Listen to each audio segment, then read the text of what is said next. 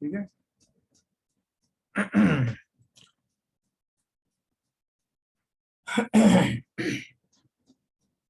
तो हमारी बात चल रही थी कि शुक्ल ध्यान के पात्र कौन है और धर्म ध्यान के पात्र कौन है। वो संगणन की आवश्यकता क्या धर्म ध्यान के लिए भी होती है या शुक्ल ध्यान के लिए ही होती है, और शुक्ल ध्यान के लिए होती है तो कौन सा शुक्ल ध्यान कौन से संगणन वाले के होता है। तो ये थोड़ा अपन पढ़ रहे थे कल।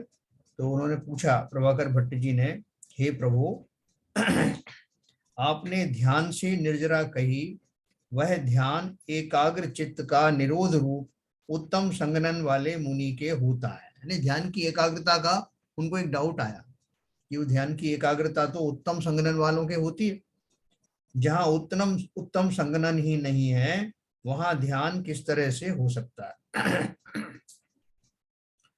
उसका समाधान श्री गुरु कहते हैं, उत्तम संगनन वाले मुनि के जो ध्यान कहा है वह 8वें गुणस्थान से लेकर उपशम और चपक श्रेणी वालों के जो शुक्ल ध्यान होता है उसकी अपेक्षा कहा गया है।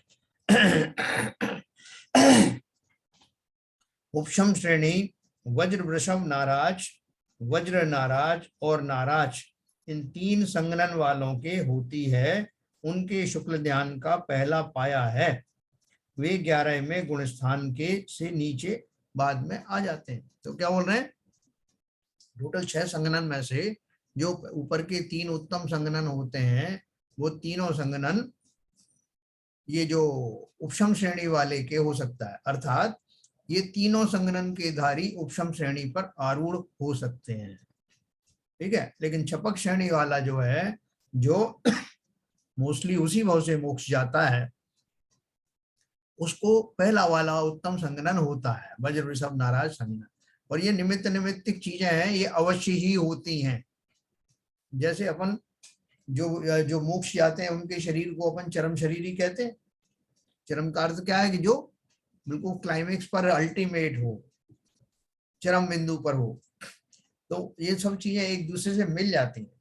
जिन जीवों को मोक्ष जाना होता है उसी पर्याय से उनका शरीर चरम शरीर कहलाता है।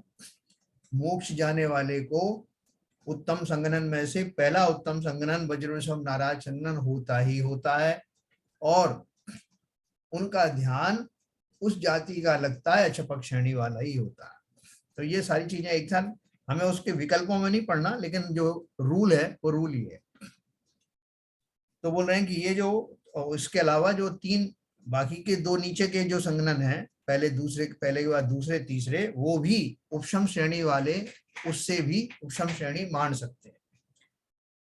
क्योंकि इस पूर्वक जो है वो कौन से गुण स्थान में जाते हैं, श्रेणी आरोहण जब करते हैं तो 8वें 9वें 10वें और 11वें गुण स्थान तक जा सकते हैं।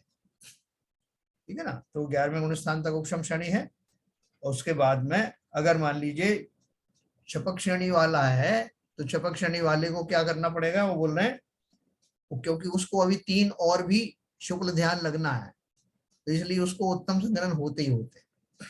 पहला वाला उत्तम संगनन छपक श्रेणी एक वज्र वृषभ नाराज संगनन वाले के ही होती है।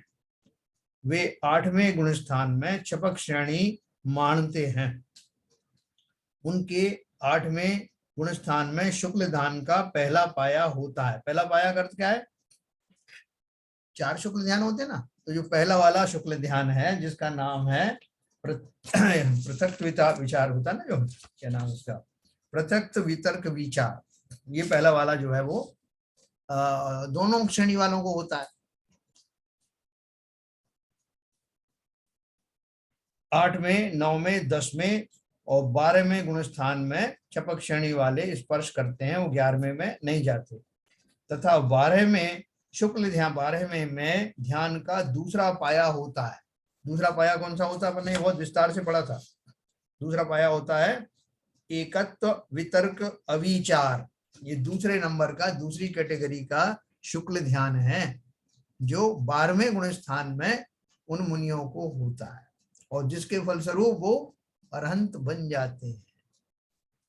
ठीक है ना। तो ये अरहंत वाला हो गया।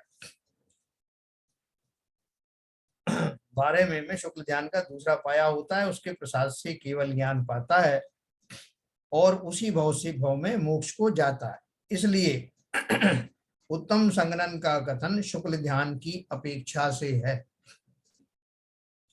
8वें गुण स्थान से नीचे के चौथे से लेकर 7वें तक शुक्ल ध्यान नहीं होता, धर्म ध्यान रहता है। मुनियों के 7वां गुण स्थान तक क्या रहता है? शुक्ल ध्यान नहीं होता। धर्म ध्यान का जो अल्टीमेट पॉइंट होता है, मैक्सिमम धर्म ध्यान जहां तक पहुंच सकता है, वो उनको होता है।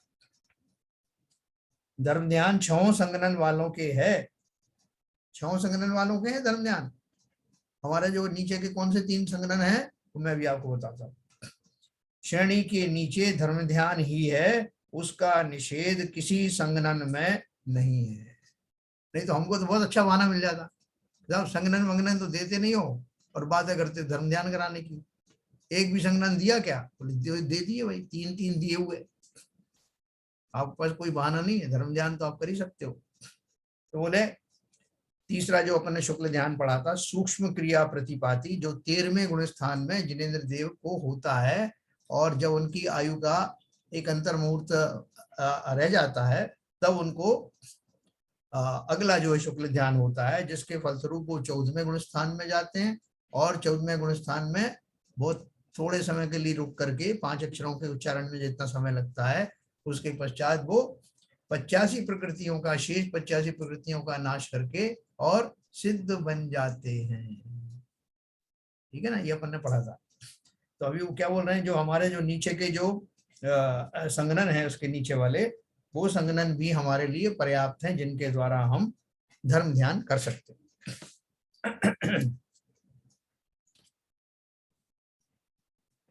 तो देखिए अभी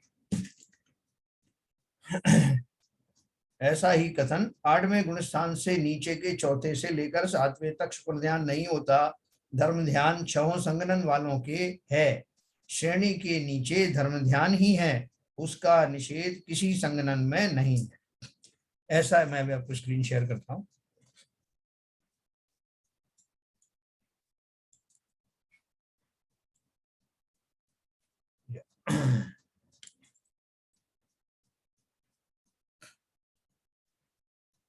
ये अपन ने ये पढ़ा, 8वें गुण स्थान से नीचे के चौथे से लेकर 7वें तक शुक्ल ध्यान नहीं होता, धर्म ध्यान 6 संगणन वालों के है। श्रेणी के नीचे धर्म ध्यान ही है, उसका निषेध किसी संगणन में नहीं है। ऐसा ही कथन तत्वानुशासन नामक ग्रंथ में कहा है। उसका अर्थ ऐसा है कि वज्र काय के ही ध्यान होता है, ऐसा जो आगम का वचन है वह दोनों श्रेणियों में शुक्ल ध्यान होने की अपेक्षा है। और श्रेणी के नीचे जो धर्म ध्यान है उसका निषेध यानी उसका न होना किसी संगणन में नहीं कहा है, यह निश्चय से जानना। राग द्वेष के अभाव रूप उत्कृष्ट यथाख्यात स्वरूप स्वरूपाचरण ही निश्चय चारित्र है। वह इस समय पंचम काल में भरत क्षेत्र में नहीं है, इसलिए साधु जन अन्य चारित्र का आचरण करो। देखो बिल्कुल क्लियर कट जो है उसकी वो रूल बता दिया। क्या बताया कि पंचम काल में शुक्ल ध्यान नहीं हो सकता। हाँ यानी शुक्ल ध्यान नहीं है तो निश्चय चारित्र भी नहीं हो सकता एकदम 100%। तो कौन सा चारित्र है? व्यवहार चारित्र। इस समय पंचम काल में भरत क्षेत्र में नहीं है। कोई क्या नहीं है? निश्चय चारित्र नहीं है, इसलिए साधुजन अन्य चारित्र का आचरण करो। अन्य चारित्र कौन सा है?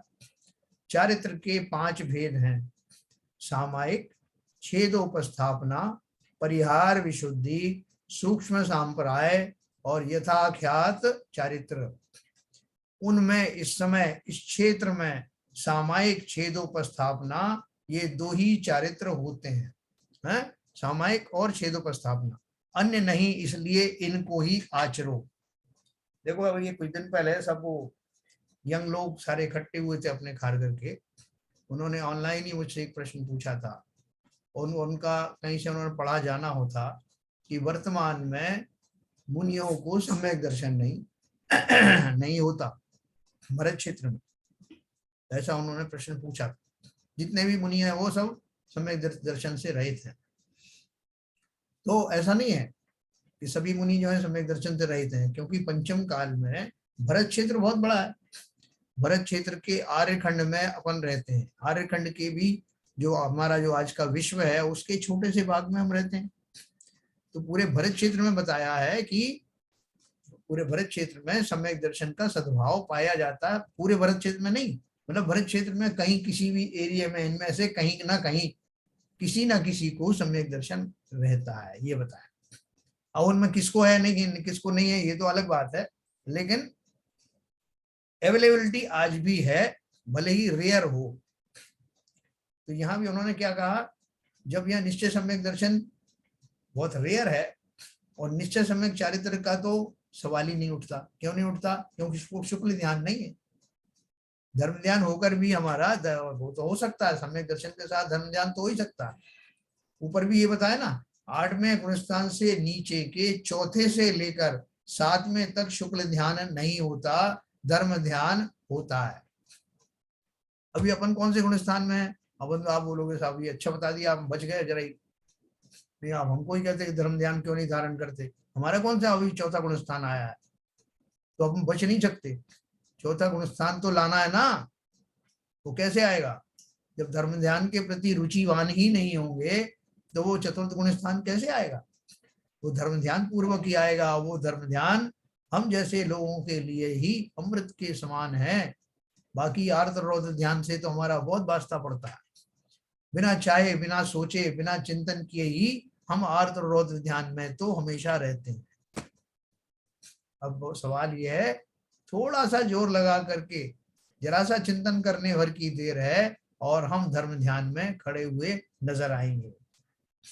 तो देखो, जिसे धर्म ध्यान हो गया उसको चारित्र भी हो गया। या मुनियों के चारित्र के बारे में बताया। चारित्र के 5 भेद हैं: सामायिक, छेदोपस्थापना, परिहार, विशुद्धि, सूक्ष्म संप्राय और यथाख्यात चारित्र। यथाख्यात का अर्थ क्या है? जैसा चारित्र होना चाहिए, अल्टीमेट, उससे ऊपर कोई चारित्र होता नहीं। जो फाइनल चारित्र है उसको यथाख्यात, जैसा कहा गया है शास्त्रों में, जैसा वर्णन है वैसा ही चारित्र का धनी होना, ये यथाख्यात चारित्र 12वें गुण स्थान आदि में पाया जाता है। वह इस समय पंचम काल में भरत क्षेत्र में नहीं है, इसलिए साधुजन अन्य चारित्र का आचरण करो। चारित्र के 5 भेद हैं: सामायिक, छेदोपस्थापना, परिहार, विक्षेपण पढ़ा।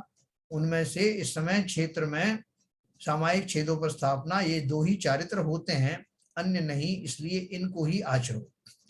तत्वानुशासन में भी कहा है चरितारो इत्यादि। इसका अर्थ ऐसा है कि इस समय यथाख्यात चारित्र के आचरण करने वाले मौजूद नहीं हैं, तो क्या हुआ? अपनी शक्ति के अनुसार तपस्वी जन सामायिक छेदोपस्थापना का आचरण करो। फिर कुंदकुंदाचार्य ने भी मोक्ष पावड़ में ऐसा ही कहा है ना। अष्टपावड़ लिखा है ना कुंदकुंदाचार्य ने पंच परमागम में।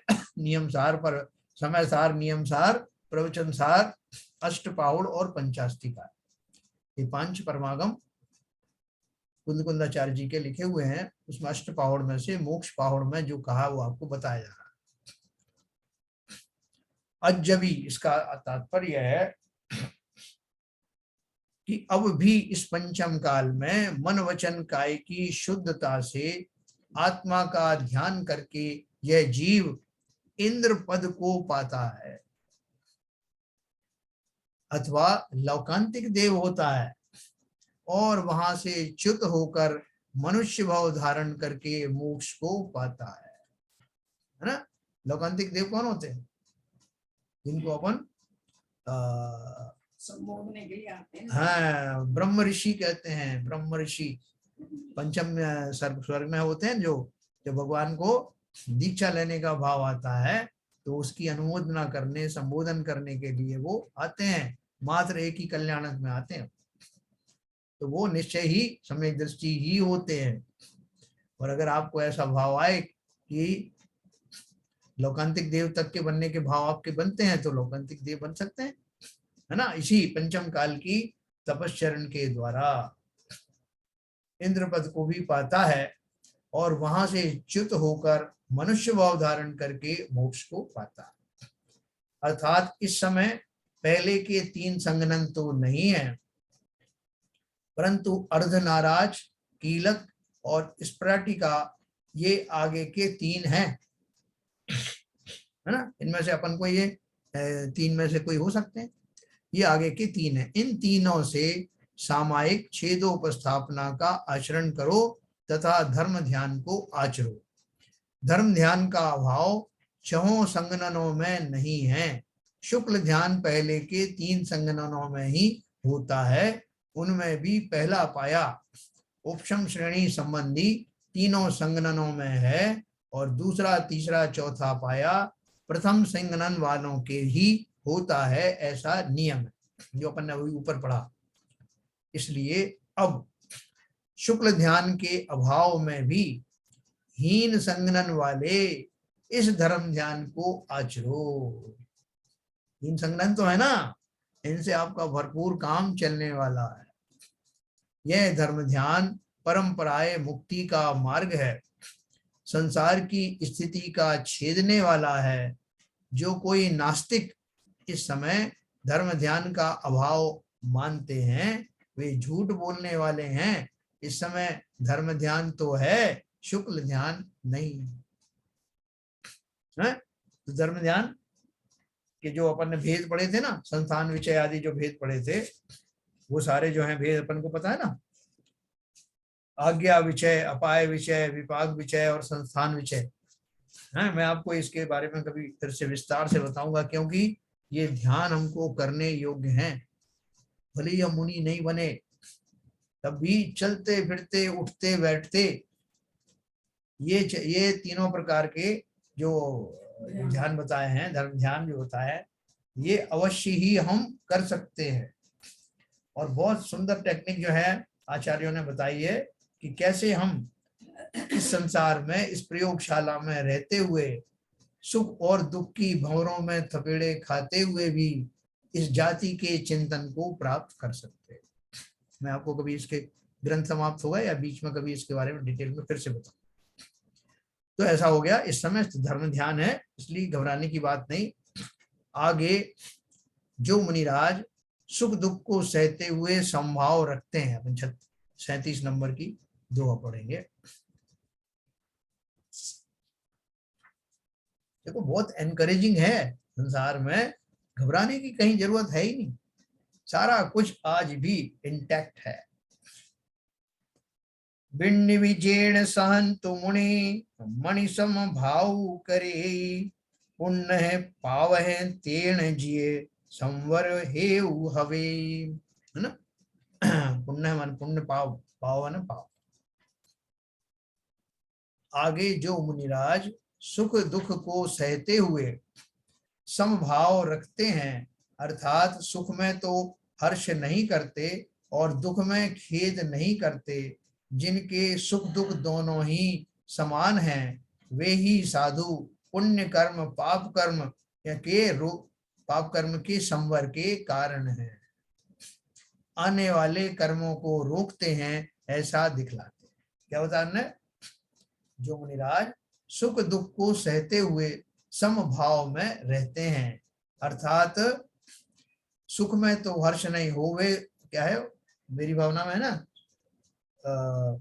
सुख में कभी ना, दुख में कभी ना घबरावे, हाँ, होकर सुख में मग्न न फूलूं, दुख में कभी ना घबरावे, ये बोल रहे हैं। अर्थात सुख में तो हर्ष नहीं करते और दुख में खेद नहीं करते, जिनके सुख दुख दोनों ही समान हैं,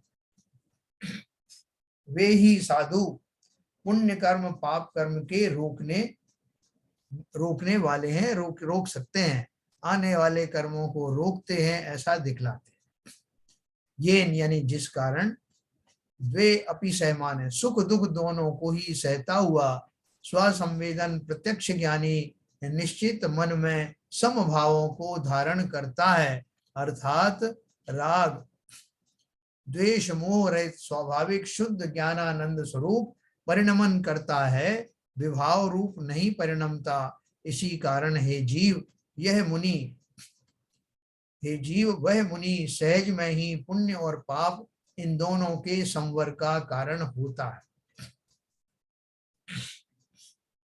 भावार्थ है, कर्म के उदय से सुख दुख उत्पन्न होने पर भी जो मुनीश्वर रागादि रहित मन में शुद्ध ज्ञान दर्शन स्वरूप अपने निज शुद्ध स्वरूप को नहीं छोड़ता है, वही पुरुष अभेद न कर द्रव्य भाव रूप पुण्य पाप के संवर का कारण है। हाँ? कर्म के उदय, सुख दुख हमें किससे उत्पन्न होते हैं? कर्मों के उदय से। किसी ने दिए हैं क्या? बोले नहीं, हम तो यही मानते हैं कि कोई ना कोई दे जाता है। एक ने आके आया, सवेरे सुख की डिलीवरी कर दी, दूसरा आया तो दुख की डिलीवरी हो गई, शाम तक हम बड़े परेशान। जो सुख है उसे देख देख करके खुश हो जाते हैं, और दुख है उसके, और ये मान के चलते हैं कि इससे तो मुझे दुखी होना ही है, इसकी डिलीवरी आई आई इसलिए।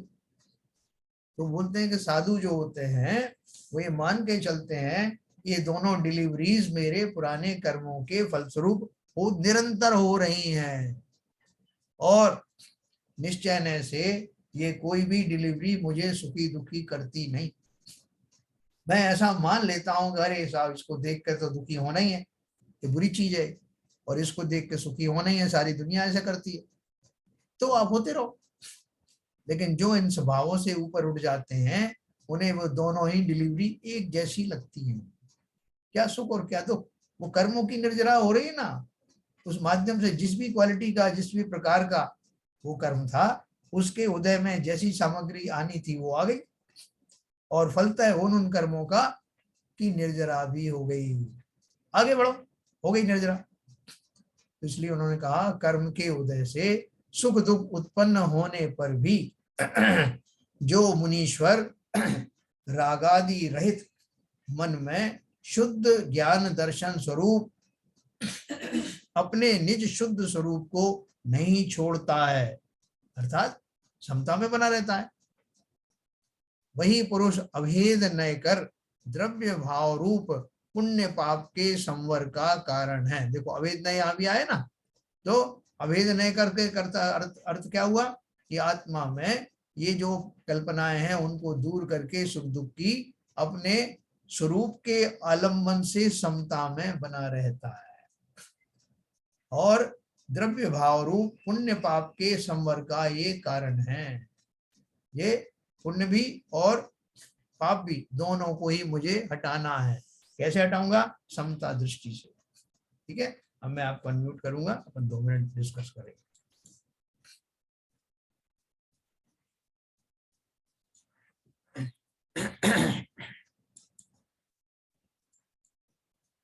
हाँ सर।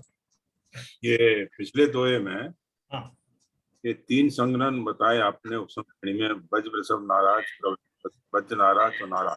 हाँ, तो ये जो पहला वाला सब आ गया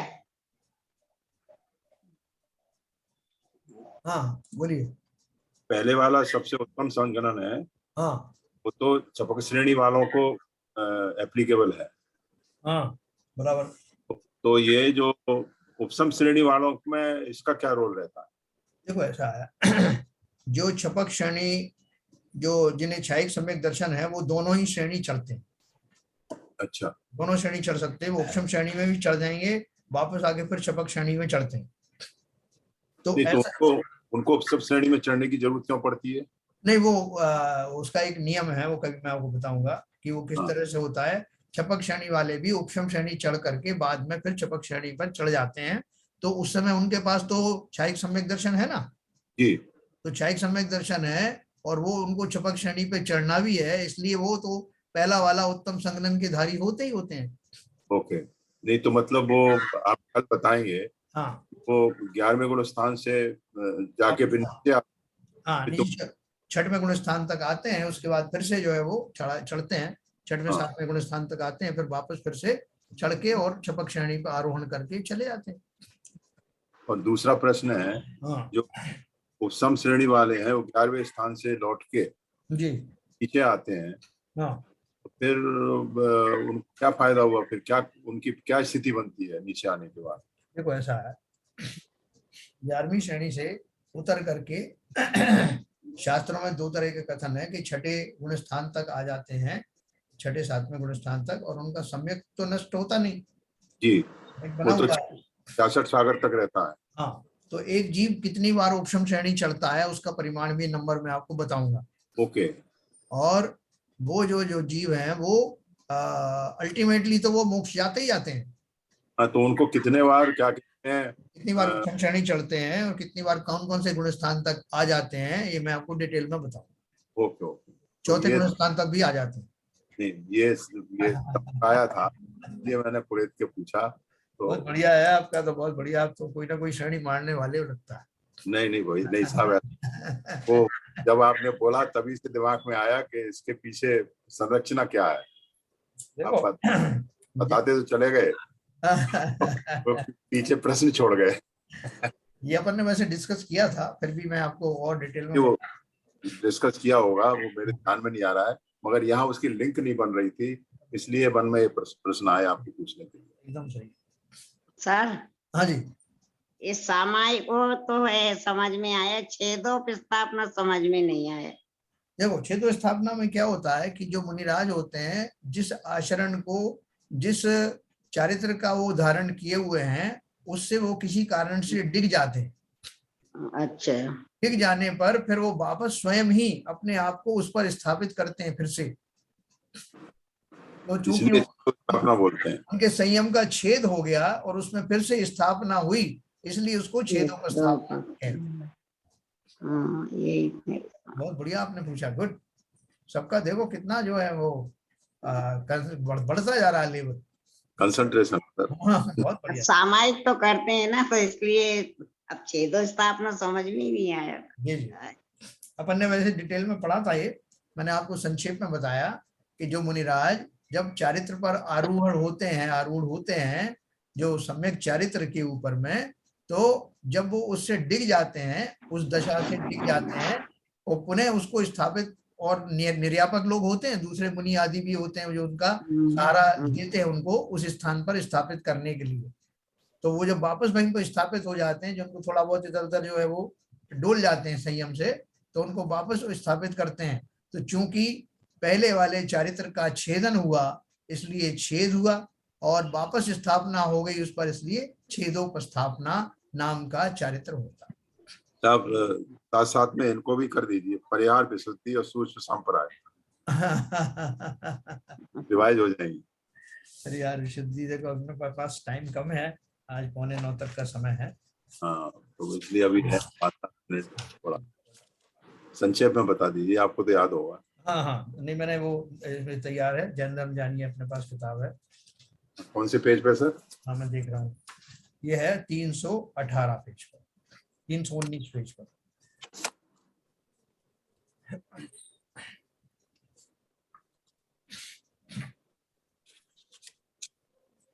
संयम के भेद, संयम के नाम से मिलेगा आपको। हाँ। संयम के भेद में 5 भेद दिए हैं: सामायिक संयम, छेदोपस्थापना संयम, परिहार विशुद्धि संयम, सूक्ष्म सांपराय संयम और यथाख्यात संयम। क्या है ना? तो इसमें देखो सामायिक संयम क्या है? मन वचन व काय की हिंसाजनक क्रियाओं का त्याग करना तथा सब जीवों में समता भाव रखना, सुख दुख में समान भाव रखना, शुभ अशुभ विकल्पों का त्याग करना सामायिक संयम है ना? ये हम सब गृहस्थ भी करते हैं ना, लेकिन वास्तव में क्या है, वैसे तो सम्यक दृष्टि को ही ये होते हैं, लेकिन हम भी सम्यक दर्शन प्राप्त करने जा रहे हैं ना, तो सम्यक सन्मुख हैं, इसलिए ये इसमें विशेष तौर से ध्यान रखना, सामायिक खाली पाठ पढ़ने की बात नहीं है। हाँ, वही तो, उस कंफ्यूज नहीं होना चाहिए। हाँ, साधारण पढ़ना जो है वो सामायिक संयम में नहीं आएगा, क्योंकि माला फेर ली या कुछ स्वाध्याय कर लिया तो वो सामायिक नहीं है, सामायिक संयम की बात हो रही है। संयम क्या, चारित्र की बात हो रही है। तो मन वचन व काय की हिंसाजनक क्रियाओं का त्याग करना और सब जीवों में समता भाव रखना, सुख दुख में समान भाव रखना, शुभ अशुभ विकल्पों का त्याग करना सामायिक संयम है। देखो ये हम साधारण लोग तो ये कर नहीं पाते, ये शब्द हमको बहुत सरल लग रहे हैं। गुणमाला बहन जी कह रही थी ना, सामायिक तो हम करते ही है। हाँ, तो गुणमाला सामायिक नहीं है ये। नहीं, इसमें 3 तो कर लेते हैं, समता भाव, सिर्फ आखिरी का थोड़ा नहीं कर पाती हूँ शब्द, नहीं, देखो देखो गुणमाला जी, ऐसा है कि अपन अपनी भूमिका बाकी तो में 3 कर लेती हूँ सब। मुनियों जैसा तो सामायिक अपन कर नहीं सकते, हाँ है ना। और वो ये जो सामायिक है किनका बताया, जो सम्यक दृष्टि जीव हैं और जो आगे की भूमिकाओं में 7वें गुण स्थान तक चले गए हैं, उनकी बात है ये। लेकिन हम अपनी भूमिका में जितना जितना इसमें बनता है उतना कर सकते हैं। वो तो कर रही हूँ ये अपने। देखो दूसरा लिखा है छेदोपस्थापना संयम, सामायिक से डिग जाने पर शुद्ध आत्मा के अनुभव में लगना अथवा प्रमादवश व्रत आदि में दोष लगने पर प्रायश्चित आदि से उसका शोधन करके पुनः व्रतों में स्थिर हो जाना छेदोपस्थापना संयम है। ओके। तीसरा परिहार विशुद्धि संयम, प्राणी वध की निवृत्ति को परिहार कहते हैं। चारित्र की जिस विशुद्धि से हिंसा का पूर्ण रूपेण परिहार हो जाता है वह परिहार विशुद्धि संयम है। ये गृहस्थों को तो हो नहीं सकता, हाँ, ये मुनिराज को होता है पूर्ण रूप से सब तरह से प्राणियों का जो वध रुक जाए। हम तो औषधि आदि लेते हैं, औषधि में भी बहुत प्राणियों का वध होता है। सही बात। फिर चौथा है सूक्ष्म सांप्राय संयम, अपनी आत्मा को सांप्राय का अर्थ क्या है, कषाय, सूक्ष्म कषाय। अपनी आत्मा को कषाय से रहित करते करते जब सूक्ष्म कषाय नाम मात्र की रह जावे तो उन आत्म विशुद्ध परिणामों को सूक्ष्म सांप्राय कहते हैं। इस सूक्ष्म कषाय को भी दूर करने की कोशिश करना सूक्ष्म सांप्राय संयम है। ये संजुलन का ही दूसरा पार्ट है क्या? हाँ, संजुलन में ही कषाय चल रही है मुनियों की 10वें गुण स्थान में। आपने 10वें गुण स्थान का नाम क्या है, सूक्ष्म सांप्राय गुण स्थान। वहां पर लोभ कषाय की, बाकी सारी कषाएं कन्वर्ट हो करके दूसरी कषाय में कन्वर्ट होती जाती हैं और अंत में जो लोभ कषाय रह जाती है वो भी 10वें गुण स्थान में सूक्ष्म वाली रह जाती है। तो वो संजुलन तो जाति है ही, संजुलन जाति के अंतर्गत ही ये कषाय आ रही हैं। सूक्ष्म जो होती है वो संजुलन टाइप की ही होती है, सूक्ष्म वाली। तो उस सूक्ष्म का निवारण होने के बाद 10वें गुण स्थान में सीधा 12वें गुण स्थान में जीव आ जाता है, जहां मोह का और लोभ, वो के तीनों है ना, दर्शन मोहिनी और चारित्र मोहिनी, उनका पूर्ण समापन हो जाता है। 10वें गुण स्थान में वो कषाय चली जाती हैं और 12वें गुण स्थान में बाकी के जो ज्ञानावर्णी दर्शनावर्णी वाले हैं वो सब चले जाते हैं। और 5वां नंबर का है यथाख्यात संयम, कषाय रहित आत्मा के शुद्ध स्वभाव में मग्न होना यथाख्यात संयम है। विकल्प रहित मोहनी कर्म की क्षय अथवा उपशम होने से यह प्रकट होता है 12वें गुण स्थान में, है ना। संयम के उपरोक्त 5 भेदों के अतिरिक्त और भी बहुत सारी चीजें हैं। तो बहुत अच्छा है, जब भी आप लोगों को मन में शंका है कभी भी पूछ सकते हैं, ठीक है ना। हाँ, इसी में से बहुत चीज है। ठीक है। तो देखिए अभी अपना एक मीटिंग है। जो आपने जो संजुलन का और सूक्ष्म संप्राय का बताया डिफरेंस, जी, तो संजुलन में भी तो मंदता कषाय की काफी ज्यादा है ना। और देखो मैंने क्या बताया आपको, जो मुनियों को जो कषाय चलती है वो कौन सी चलती है, हमारी अनंतानुबंधी कषाय है ना। उसके बाद पंचम गुण स्थान वालों को कौन सी कषाय होती है, अप्रत्यख्यान आवरण, बाकी की 3 चौकड़ी रहती हैं। फिर वो चली जाती है तो मुनियों को प्रत्यख्यानावरणी कषाय भी चली गई। तो अब कौन सी रह गई, संजुलन कषाय। 7वें गुण स्थान ऑनवर्ड और उनके पास में संजुलन जाति की कषाय ही बची। तो वो जो सूक्ष्म लोभ कषाय जो बची है वो संजुलन कषाय के अंतर्गत ही आने वाली कषाय है, इसलिए तो बहुत सूक्ष्म है, उसका स्वरूप ही ऐसा है। लोभ कषाय कहने में तो हमको लगता है अच्छा मुनियों को भी लोभ है क्या, लेकिन वो उसकी जो सद्वस्था जो पाई जाती है, सद्भाव पाया जाता है, वो कषाय नाम के जो कण हैं, जो बहुत सूक्ष्म लोभ कषाय के कण हैं, वो सत्ता में बने हुए हैं।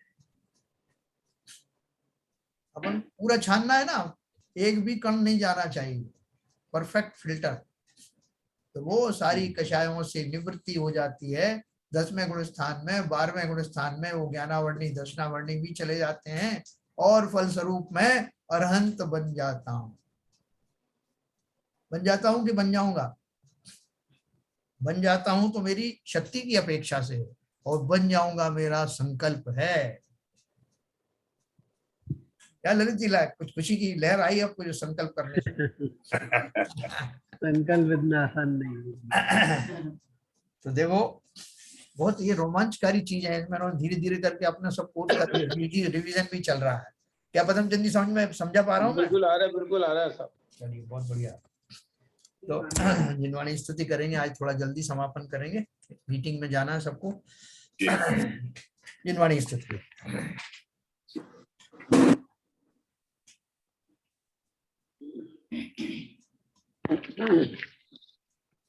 नित्यतम नाश वे को ज्ञान के प्रकाश वे को आपा पर भास वे को भानु सी बखानी है। छहों द्रव्य जान वे को बंध विधि भान वे को स्वपर पिछान वे को परम प्रमानी है। अनुभव बताए वे को जीव के जताए वे को काहू न सताए वे को भवे और आनी है। जहाँ तहाँ तार वे को पार के उतार वे को सुख विस्तार वे को यही जिन वाणी है। हे जिन वाणी भारती तो हे जपू दिन रैन, जो तेरी शरण आ गए सो पावे सुख चैन। जिन वाणी के ज्ञान से सूझे लोकालो, सो वाणी मस्तक धरो सदा देते हैं धो, सदा देते हैं धो। जिनवाणी माता की जय। ठीक है।